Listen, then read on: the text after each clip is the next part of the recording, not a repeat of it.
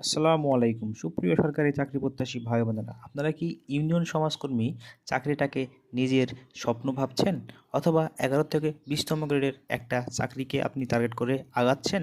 যদি সেইভাবেই আগাতে চান বা ইউনিয়ন সমাজকর্মী পরীক্ষাটিকে আপনার স্বপ্ন হিসেবে বাস্তবায়ন করতে চান, তাহলে আমাদের এই ভিডিওটি আপনার জন্য। আমাদের এই ভিডিওতে আজকে থাকছে 2022 সালে ইউনিয়ন সমাজকর্মী পরীক্ষায় যে প্রশ্নগুলো এসেছিল গণিত, সেইগুলোর ব্যাখ্যাসহ উত্তর। তো বেশি কথা না বলে আমরা সরাসরি ভিডিওটি শুরু করব। তার আগে বলে রাখি, যারা আমাদের চ্যানেলটিকে সাবস্ক্রাইব করেননি, ফেসবুকে লাইক করেন, তাদেরকে লাইক করার জন্য অনুরোধ জানাচ্ছি। তো চলুন আমরা বেশি কথা না বলে শুরু করে দিই। ভিডিওটি বড় হবে, তাই বেশি কথা বলা যাবে না। x মাইনাস ওয়াই সমান 2 এবং এক্স ওয়াই সমান 24 হলে X plus Y whole square এর মান কত? এই অঙ্কটি পরীক্ষায় এসেছিল। এটা মান নির্ণয়ের যে অধ্যায় আছে সেখান থেকে দিয়েছিল।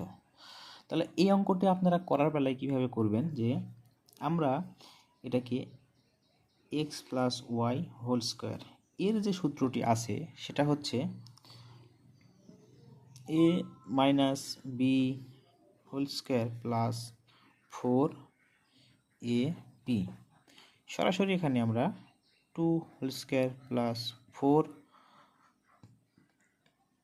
24, 2 স্কোয়ার 4 যোগ 4 4 16 6, 4 4 16 6, হাত থাকে 1, 4 4 2 8, 10, 110।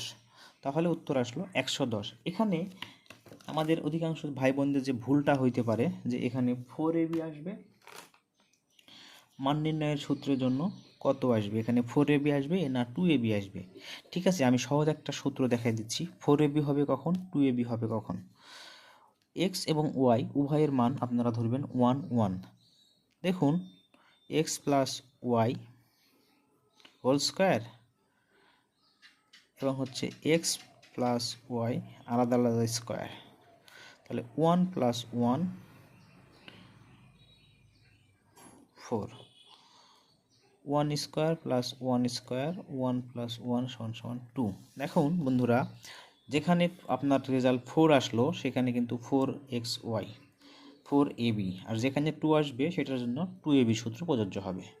তো চলুন এর পরবর্তীতে যে অঙ্কটি ছিল সেটা আমরা শুরু করি। ধৈর্য সহকারে ভিডিওটি দেখবেন, তাহলে আপনাদের গণিতের এই ইউনিয়ন সমাজকর্মী বা 11 থেকে 20তম গ্রেডে যে অঙ্কগুলো থাকবে তার বেসিকটা অধিকাংশই ক্লিয়ার হয়ে যাবে, এবং আপনারা বুঝবেন যে কোন অধ্যায় থেকে অঙ্কগুলো আসে।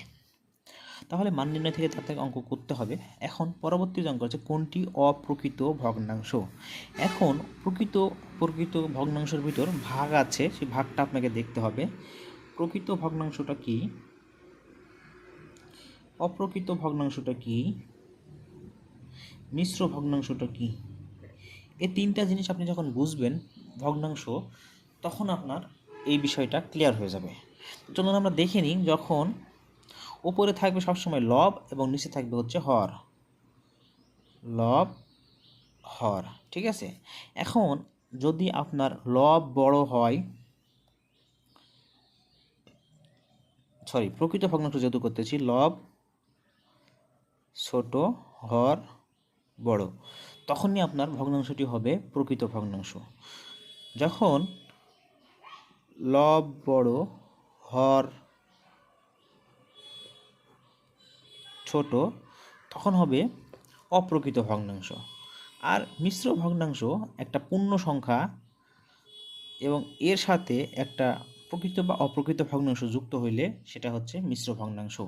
তাহলে আমরা বুঝলাম যে প্রকৃত ভগ্নাংশ লব বড় হর ছোট, লব ছোট হর বড়, অর্থাৎ উপরে ছোট নিচে বড় প্রকৃত ভগ্নাংশ। অপ্রকৃত ভগ্নাংশ উপরে বড় লব বড় হর ছোট, লব সবসময় আগে থাকবে। তাহলে হচ্ছে লব উপরে বড় আর নিচে হর ছোট, তাহলে সেটা অপ্রকৃত ভগ্নাংশ। এখন এখানে দেখুন যে প্রদত্ত যে অপশানগুলো আছে সেখানে একটাই হচ্ছে বড়, উপরে বড় কার, এই 1 নাম্বার অপশানের এ নাম্বার অপশান। তাহলে এটা হলো উত্তর। আশা করি এই ভগ্নাংশ সম্পর্কিত কোনো অঙ্ক আসলে আপনাদের আর সমস্যা হবে না।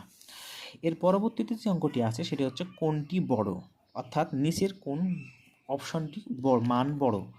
এখানে যে অঙ্কগুলো আছে 0.05, 0.5, 0.25, 0.55। এখান থেকে আপনাকে বের করতে হবে নিচের কোনটি বড়। তো এখন যদি আপনারা এটা সহজে বুঝতে না পারেন তাহলে আপনারা কি করতে পারেন, এখানে দশমিকের একটা ডানে চলে যেতে পারেন। দেখেন আমি বলতেছি 0.05, 0.5, 0.55, 0.25। তাহলে আপনি দশমিক বুঝছেন না, কিন্তু এখন আমরা যদি এখানে আমি বুঝতে পারতেছি উত্তর কোনটা হবে সহজেই। তাহলে এক সংখ্যা বা দুই সংখ্যা পরে চলে যাই, আমরা ডান দিকে অগ্রগামী হই। তাহলে 0.05, 5.5, 2.5। আমরা এখানে একটা নিয়ম প্রয়োগ করলাম, সেটা হচ্ছে একটা সংখ্যা বাদ দিয়ে দিলাম, বাম পাশ থেকে একটা সংখ্যা বাদ দিয়ে দিলাম। দেখেন এখানে 5.5 এবং 5 আসছে, আড়াই আসছে, 0.5 আসছে, তাহলে 5.5 আমাদের বড়। ঠিক আছে, এটা হলো উত্তর। এর পরবর্তী যে প্রশ্নটি ছিল সেটা হচ্ছে, এটা কি বুঝতে পেরেছেন? যদি বুঝতে না পারেন তাহলে আবার দেখবেন, আমি আপনাকে সহজভাবে বলতেছি। এটা আমরা দেখবেন, দেখার পরে যদি আপনি বুঝতে না পারেন কোনটা বড় কোনটা ছোট, তাহলে মনে করবেন একে 10 দিয়ে বা 100 দিয়ে গুণ করলেন। যদি 10 দিয়ে গুণ দেন তাহলে হচ্ছে একটা করে বাম পাশ থেকে একটা করে সংখ্যা আপনি স্কিপ করতে পারবেন। 100 দিয়ে গুণ করলে দুইটা করে সংখ্যা স্কিপ করতে পারবেন। আমি 10 দিয়ে গুণ করে এই সংখ্যাতে নিয়ে এসেছি, 10 দিয়ে গুণ করে এই সংখ্যাতে নিয়ে এসেছি। এখানে 0.5, 5.5, 2.5, তাহলে এই 5.5 হলো সব থেকে বড়, আমি এটা উত্তর করলাম। আর যদি আপনারা প্রথম দেখাতে বুঝতে পারেন তাহলে তো আলহামদুলিল্লাহ, সমস্যা নেই। তাহলে লসাগু এর পূর্ণরূপ কি? আসলে এই প্রশ্নটি নিয়ে আমি পরীক্ষায় উপস্থিত ছিলাম, আমার নিজেও সমস্যা হয়েছিল। আমি হয়তো ভুল করে আসছিলাম, আমি ভাইবা দিয়েছিলাম কিন্তু আমার চাকরিটা হয়নি, যদিও আল্লাহর রহমতে এখন ভালো একটা চাকরিতে আছি। তো চলুন তো দেখি তাহলে লসাগু এর পূর্ণরূপ কি, গসাগু এর পূর্ণরূপ কি, এটা তাহলে মুখস্থ রাখতে হবে। তাহলে লসাগু কি? লঘিষ্ঠ সাধারণ গুণিতক, লঘিষ্ঠ সাধারণ গুণিতক, লঘিষ্ঠ সাধারণ গুণিতক। গসাগু হলো গরিষ্ঠ সাধারণ গুণনীয়ক, গসাগু হলো গরিষ্ঠ সাধারণ গুণনীয়ক। এটা জাস্ট আপনাদের মনে রাখতে হবে, ঠিক আছে? ল আর গ, লঘিষ্ঠ হলে গুণিতক হবে, গরিষ্ঠ হলে গুণনীয়ক হবে, ঠিক আছে? এইভাবে আপনারা মনে রাখবেন। তার পরবর্তীতে যে অঙ্কটি ছিল, বৃত্তের দৈর্ঘ্যকে কি বলে? বৃত্তের যে দৈর্ঘ্য সেটাকে কি বলে? বৃত্তের দৈর্ঘ্য। আমরা প্রথমে একটা বৃত্ত আঁকাই নিই, এখানে বৃত্তর কি কি আছে সেটা দেখে নিই। এটা হলো একটা বৃত্ত, এটা হলো একটা সেন্টার, সেন্টার থেকে পরিধি যাবে, এটা হলো পরিধি, পরিধি। এখান থেকে সেন্টার থেকে বা কেন্দ্র থেকে যখন পরিধিতে যাবে তখন সেটা হচ্ছে ব্যাসার্ধ। ব্যাসার্ধটা পুরোপুরি কমপ্লিট করলে হবে ব্যাস, ব্যাস হলো 2r, ব্যাসার্ধ হলো r। তাহলে বৃত্তের দৈর্ঘ্য, এই যে পরিধি বরাবর যেটা এখান থেকে গিয়ে এখানে আসলে এটা হলো বৃত্তের দৈর্ঘ্য, তাহলে সেটা হচ্ছে পরিধি। আর এখানে আরেকটা কিছু বিষয় আছে সেগুলো দেখে দিচ্ছি, যে এটা হলো, মনে করেন যে এটা ও বি, এটা হলো বি, এটা হলো সি, তাহলে এটা হলো একটা বৃত্তচাপ, ঠিক আছে? এটা হলো একটা, এখান থেকে বিসি হলো বৃত্তচাপ, এরকম একটা বিষয়। তাহলে হচ্ছে বৃত্ত, পরিধি, কেন্দ্র আমরা দেখলাম। বৃত্তের সূত্র হচ্ছে, পরিধি হলো 2πr, পরিধির সূত্র, ঠিক আছে? এটা হলো সূত্র। তাহলে বৃত্তের পরিধি হলো বৃত্তের দৈর্ঘ্য। এখন বলছি পরবর্তী যে প্রশ্ন সেটা হচ্ছে, কোনটি বর্গ সংখ্যা নয়? বর্গ সংখ্যা নয় বলতে আমরা বর্গমূল করলে কোন সংখ্যাটি পাবো না, ঠিক আছে? বা কোন সংখ্যাটিকে বর্গমূল করলে পূর্ণ সংখ্যা পাবো না, সেটা হচ্ছে বর্গ সংখ্যা। যেটাকে পাবো সেটা হলো বর্গ সংখ্যা, যেটাকে পাবো না সেটা হচ্ছে বর্গ সংখ্যা নয়। তাহলে আমরা এখানে 1, 4, 5, 9 আমরা জাস্ট বর্গমূল করে পূর্ণ সংখ্যা নিয়ে আসবো, 1, 2, 3। তাহলে আমরা এই 5কে বর্গমূল করলে পূর্ণ সংখ্যা পাচ্ছি না, অর্থাৎ এটা বর্গ সংখ্যা নয়, ঠিক আছে?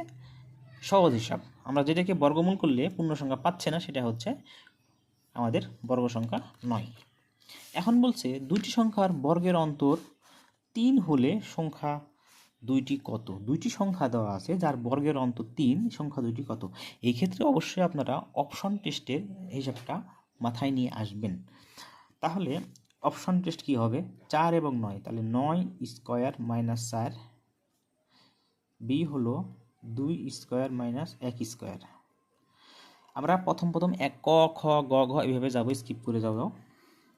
তাহলে এখানে দেখব যে 9 9 81 মাইনাস 16, 3 দরকার আমাদের, এটা বিশাল বড় অঙ্ক হয়ে যাচ্ছে। 4 স্কোয়ার মাইনাস 1 3, ঠিক আছে, আমরা পেয়ে গেছি। আমরা উত্তর পেয়ে গেলে পরবর্তী অপশন টেস্টে আর যাব না। সংখ্যাটা বড় হলে আমরা বড়গুলো দেখতাম, সংখ্যাটা খুবই ছোট 3, তাই আমরা ছোটগুলোতে দেখলাম।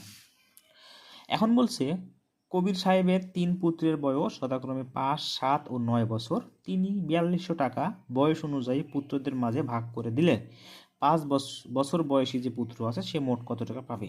এখানে এ হলো 5 বছর বয়সী পুত্র, সে মোট কত টাকা পাবে যদি তিনি 4200 টাকা তাদের বয়স অনুযায়ী ভাগ করে দেন। তাহলে এখানে আমাদের এই বিষয়টা লক্ষ্য রাখতে হবে যে অনুপাতের যোগফল কত আসছে।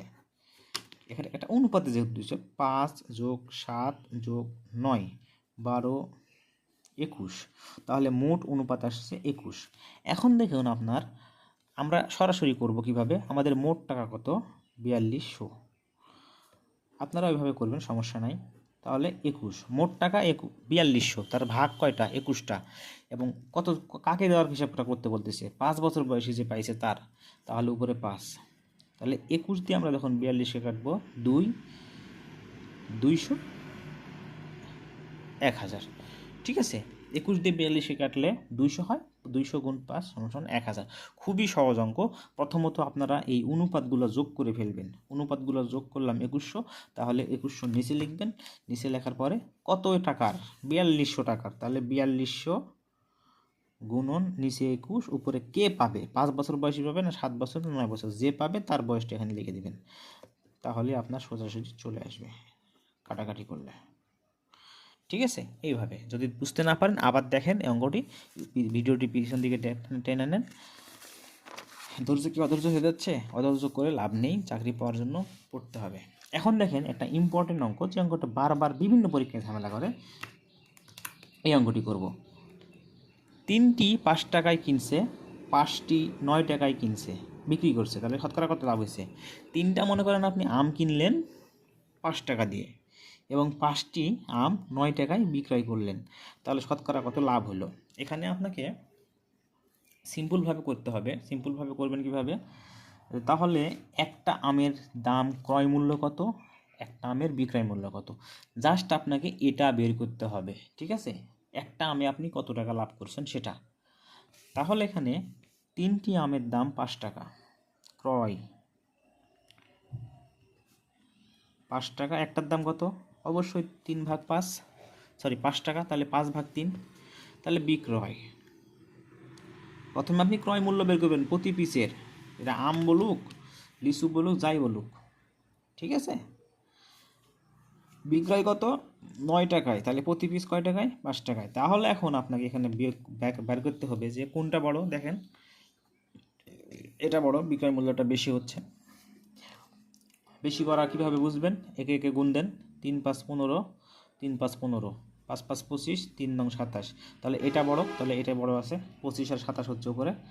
এটা আস্তে আস্তে বুঝবেন অঙ্কগুলো দেখতে দেখতে, সমস্যা নাই। বিক্রয় হচ্ছে কত, তাহলে লাভ কত আসলো, যেহেতু বিক্রয় মূল্য বেশি তাহলে আমাদের লাভ আসবে 9/5 মাইনাস 5/3, 3 5 15, 3 3 9 27, 3 5 15 25, তাহলে 27 2/15। এখন আমাদের লাভটা বের হয়ে চলে আসছে, ঠিক আছে। এখন আমরা শতকরা হিসেবে যাব। আমাদের প্রথমে ক্রয় মূল্য বের করছি, এভাবে থাকলে কীভাবে বের করব, প্রথমে প্রতি পিসের দামটা বের করবেন, ক্রয় এবং বিক্রয় দুইটা। তাহলে প্রথমে প্রতি পিসের কত টাকা মোট কত পিস ভাগ দিলাম, প্রতি পিসের দাম চলে আসলো, বিক্রয় কত টাকা কত পিস চলে আসলো। এখন লাভ হইলো না লস হলো সেটা বের করব, লাভ হয়েছে যেহেতু তাহলে লাভটা বের করলাম। তাহলে এখন এখানে আপনার কিনছেন কত টাকায়, কিনছেন আপনি 5-3 টাকায়, বিক্রি করছেন, লাভ করছেন কত বা লস করছেন কত, ভালো করে দেখেন। কিন্তু একবারে নিচে লিখছেন কত, কত টাকা বিনিয়োগ করছেন, বিক্রি করছেন কত টাকা সেটা বিষয় না, আপনি কত টাকায় বিনিয়োগ করছেন, কিনছেন কত টাকায়, সেটা লিখবেন নিচে এক পিসের। তাহলে প্রতি পিসে আপনার লাভ হয়েছে কত বা লস হয়েছে কত সেটা বের করবেন, বের করার পরে সেটা লিখবেন। লিখলাম, লিখার পরে এখানে আমাকে শতকরা হিসাব করতে বলছে, 100 দ্বারা গুণ করে দেন। ঠিক আছে, তাহলে পরবর্তী ধাপে এই অঙ্কটা কীরকম হবে দেখেন। পরবর্তী ধাপে আসবে, এখান থেকে আমরা এখানে যাচ্ছি, আপনাদের বুঝতে অসুবিধা হবে না ইনশাল্লাহ। 2 15 গুণের সময় ভাগ করলে কি হয়, 5 নিচে আসে, উপরে 3 যাবে, নিচে 5 আসবে, গুণ 100। তাহলে এখানে 5 5 20 8%। আমি কাটাটা আরেকবার দেখাচ্ছি দেখেন। এখান থেকে যদি আমি এই লাইনে আসি তাহলে আমার আসবে হচ্ছে, উপরের সংখ্যাটা অপরিবর্তিত থাকবে, নিচের যে গুণ ভাগ হয়েছে সেটা গুণ হয়ে যাবে এবং উল্টে যাবে, এবং অবশ্যই 100% লেখা আছে সেটা থাকবে যেহেতু শতকরা বলছে। তাহলে 3 15কে কাটলাম 5 দিয়ে, আমার কাছে থাকে নিচে লব থাকে হচ্ছে 5 5 25 100। তাহলে 5 25-এ 4 25-এ 100, আমি এটা কাটলাম, তাহলে 4 2 8, আমার তাহলে লাভ হলো 8%। আপনারা বুঝতে পেরেছেন অবশ্যই, যদি বুঝতে না পারেন তাহলে আবার পিছন দিকে টেনে নিয়ে দেখবেন। তো চলুন আমরা পরের অঙ্কটি করি, সেটা হচ্ছে কোনো বর্গক্ষেত্রের ক্ষেত্রফল 4 স্কয়ার কিলোমিটার হলে এর পরিসীমা কত। বর্গক্ষেত্রের সূত্র হলো বাহুর উপর স্কয়ার সমান সমান কত আসছে, 4। তাহলে একটা বাহু আমাদের বের করতে, পরিসীমা যেহেতু চাইছে তাহলে একটা বাহু আমাদের বের করতে হবে। একটা বাহু হলো সমান সমান 2, এখানে হচ্ছে মিটার। ঠিক আছে, তাহলে পরিসীমা কত, পরিসীমা হচ্ছে বর্গক্ষেত্রের পরিসীমা হলো 4-এ, সূত্র 2 × 4 = 8। বাংলা ইংরেজি মিক্সার হয়ে যাচ্ছে, মাইন্ড করবেন না। 2 × 4 একটা 8 সেন্টিমিটার। ঠিক আছে, আরেকবার দেখেন, বর্গক্ষেত্রের ক্ষেত্রফল a স্কয়ার, সূত্র মোট 4। তাহলে আমরা এখান থেকে এক বাহু বের করলাম 2, 4-এর বর্গমূল। বর্গক্ষেত্রের পরিসীমা হলো 4 বাহুর যোগফল বা 4 বাহুর গুণফল, ঠিক, প্রতি বাহুর গুণফল বা এক বাহুর গুণন 4। তাহলে 4 4 এ সূত্র, তাহলে সূত্রের মান বসালাম, দিয়ে পেলাম হতো পরিসীমা এত। ঠিক আছে, এখন পরবর্তী যে অঙ্কটা আসছে এটা খুবই সিম্পল একটা অঙ্ক। x = 2 y = 4 হলে 7x - 3y কত। জাস্ট এখানে আমরা কি করব, 7x - 3y লিখব, জাস্ট এভাবেই। 7 আছে, এখানে x এর মান কত, 2, মান বসানো, জাস্ট মান বসাইয়া গুণ ভাগ করা। y = 4 আছে, 3 = 4, তাহলে 7 2 14, 3 4 12, 12 থেকে 14 থেকে 12 বিয়োগ করলে আমাদের 2 থাকে। ঠিক আছে, পরবর্তী যে অঙ্কটি ছিল সেটা হচ্ছে কোনো আসল সরল সুদে 5 বছরের দ্বিগুণ হলে সুদের হার কত। দেখেন আমি অঙ্কটাতে স্পেস কম রাখছি, অঙ্কটাতে মনে হচ্ছে অনেক বেশি বড়, কিন্তু বড় না, আমি সহজভাবে করে দিচ্ছি, আপনারা দেখেন শুধু, ইনশাল্লাহ আপনাদের সমস্যাটাও মিটে যাবে। আমাদের দেখতে হবে সরল সুদ কিনা, সরল সুদ, সময় কত, 5 বছর, হার কত, এখানে কত গুণ হয়েছে এটা তো আমরা বের করব। আমরা দেখব কি সুদটা কি সরল সুদ কিনা, না সরল সুদ না চক্রবৃদ্ধি। সরল সুদ, সময় কত, কত গুণ। ঠিক আছে, আমরা যদি গোল করা 4টা পয়েন্ট দিলাম, এই 4টা পয়েন্ট আপনারা লক্ষ্য রাখবেন। তাহলে এখান থেকে আমরা দেখব যে সরল সুদ, তাহলে ঝামেলা শেষ। এখন আমাদের সংখ্যার খেলা হলো কত গুণ, দ্বিগুণ, কত সময়, 5 বছর। 100 টাকা যদি আসল দ্বিগুণ হয়েছে, তাহলে 100 টাকা যদি দ্বিগুণ হয় তাহলে কত হবে, 200 হবে। তাহলে সুদের হার বের করতে হলে অবশ্যই সুদটা বের করতে হবে। তাহলে আসল বিয়োগ করেন, সুদ পেয়ে গেলাম, বছর কত, 5, 20%। উত্তর শেষ। আবার দেখেন কত গুণ, 2 গুণ, তাহলে 100 আমি মনে মনে ধরলাম 100, তাহলে 100 টাকার আমি দ্বিগুণ হলে 200 টাকা হয়, 200 টাকাতে 100 টাকা বিয়োগ করলাম, তাহলে আমার সুদ বেরোলো। সুদকে আমি বছর দিয়ে ভাগ করবো, পার্সেন্টেজ বাড়িয়ে যাবে, শেষ। এখন যদি 3 গুণ বলতো তাহলে কী করতাম, 3 গুণ বলতে আমি তাই করতাম, 300, 100 গুণ 3 300, মাইনাস 100 = 200, ভাগ 5 বছর আছে, 5 বছর, 40%। সহজ অঙ্ক। জাস্ট এইটুকু বুঝবেন, হয়ে যাবে। এরপরে আছে কি, কোনো ত্রিভুজের একটি কোণ অপর দুইটি কোণের সমষ্টি সমান হলে এটি কোন ধরনের ত্রিভুজ। এই ধরনের যদি প্রশ্ন আসে, তার সমান যদি সমষ্টির সমান বলে তাহলে হচ্ছে সমকোণী ত্রিভুজ। আমি দেখাই দিচ্ছি সমকোণী ত্রিভুজটা। সমকোণী ত্রিভুজ হইতে গেলে হইতে হবে একটা কোণ অবশ্যই সমকোণ অর্থাৎ 90 ডিগ্রি, এবং অপর দুটি কোণ হবে 45 ডিগ্রি।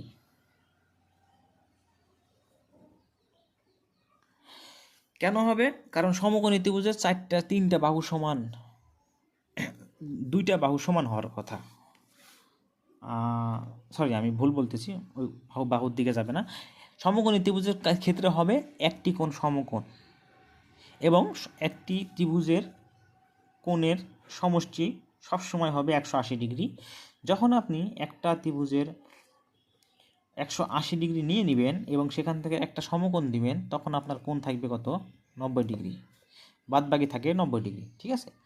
তাহলে এই দুইটা বাহু আপনি যতভাবে যোগ করেন সমত্রিভুজের ক্ষেত্রে, তার যোগফল কত আসবে? 90 আসবে। হয় 55 প্লাস 35, 45 প্লাস কত? 45, এরকম আসবে। যাই আসুক, যেটাই আসুক, ফলাফল আসতে হবে কত? 90 ডিগ্রি। কারণ আপনি এখান থেকে ইতিমধ্যে 90 ডিগ্রি নিয়ে নিয়েছেন, বাদ বাকি আছে 90 ডিগ্রি। আপনার ত্রিভুজের ভিতর 180 ডিগ্রির বাইরে যাওয়ার কোনো চান্স নেই। ঠিক আছে? এই জন্যেই কোনো ত্রিভুজের একটি কোণ অপর দুইটি কোণের সমষ্টির সমান। এই যে 90 ডিগ্রি, এটা হলো বস। সমকোণী ত্রিভুজের বেলায় এ হলো বস, এই বাদ বাকি এই দুটো আপনি যতভাবে যোগ করেন 90 ডিগ্রি হবে। 90 90 180, এর বাইরে যাবে না, তাই এটা হলো এটা। তারপরে আমরা প্রায় শেষের দিকে চলে এসেছি। সমবাহু ত্রিভুজের প্রতিটি কোণের পরিমাণ কত? এখন ত্রিভুজের যে আমি কথাটা বলতে লাগছিলাম, সেটা হচ্ছে ত্রিভুজের যে বাহুগুলো আছে, সেই বাহুগুলোর বিপ্রতীপ যে কোণটা আছে সেটা হচ্ছে আপনার নির্ভর করবে। এই যে বাহুটা এ বি সি, এই এসি বাহুটা যদি বড় হয় তাহলে এই বি কোণটা বড় হবে। এসি বাহু যদি ছোট হয় তাহলে দেখেন, আমি দেখাচ্ছি,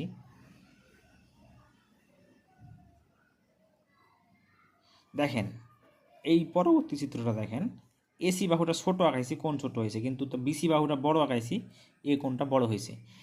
ঠিক আছে? একে সমদ্বিখণ্ডিত করলে কোথায় যাবে? বি কোণ সমদ্বিখণ্ডিত করলে এসি বাহুর উপর পড়বে, তাহলে এটা হচ্ছে এর বাহু।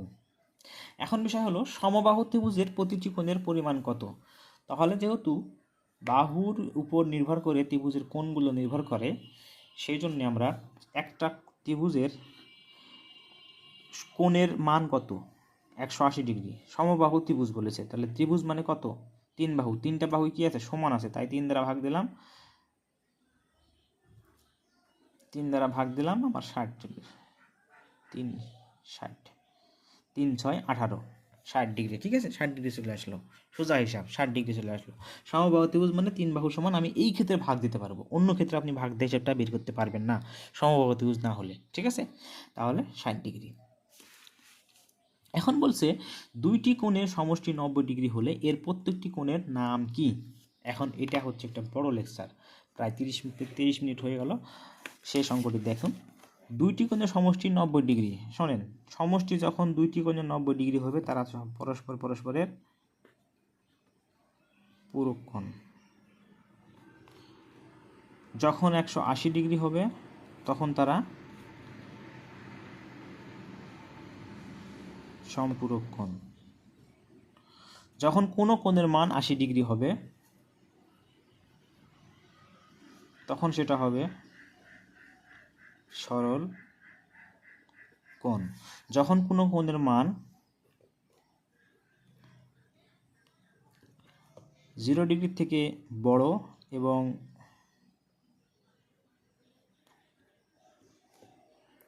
270 ডিগ্রি থেকে ছোট হবে তখন সেটা হবে স্থূলকোণ। ঠিক আছে? এটা হলো আপনার এই কোণের যে ধারণা। তাহলে আমরা আজকের যে ক্লাসটি শেষ করলাম, সেখানে ইউনিয়ন সমাজকর্মী পরীক্ষা বা 11 থেকে 16 গ্রেডের যে পরীক্ষাগুলো আছে, বিশেষ করে আমরা যেহেতু ইউনিয়ন সমাজকর্মী পরীক্ষার টার্গেটে আগাচ্ছি, এই ধরনের পরীক্ষার জন্য যে গণিতের প্রিপারেশানটা নেবেন সেটা আপনারা সম্পূর্ণ কমপ্লিট করে ফেললেন। আমরা জাস্ট এই টপিকগুলো থেকে যদি বারবার অঙ্কগুলো করি, বারবার অঙ্কগুলো প্র্যাকটিস করি, তাহলে ইনশাল্লাহ আমাদের সম্পূর্ণ যে 15 মার্কের অঙ্কগুলো আসবে সেখান থেকে আমরা 14 বা 15 নাম্বার কারেক্ট করতে পারবো ইনশাল্লাহ। কি পারবেন না? আজকের ক্লাসটি কেমন লাগলো সেটা জানিয়ে অবশ্যই কমেন্ট করবেন, এবং আমার চ্যানেলটি যারা সাবস্ক্রাইব করেন তাদেরকে সাবস্ক্রাইব করবেন, এবং পরবর্তীতে এরকম আরও ভিডিও পাওয়ার জন্য আমাকে উৎসাহ করে দিবেন। সবাইকে আবারও ধন্যবাদ জানিয়ে আপনাদের জন্য রিজিকের ব্যবস্থা যেন আল্লাহ করে দেয় সেই দোয়া করে আজকের মতো আসসালামু আলাইকুম।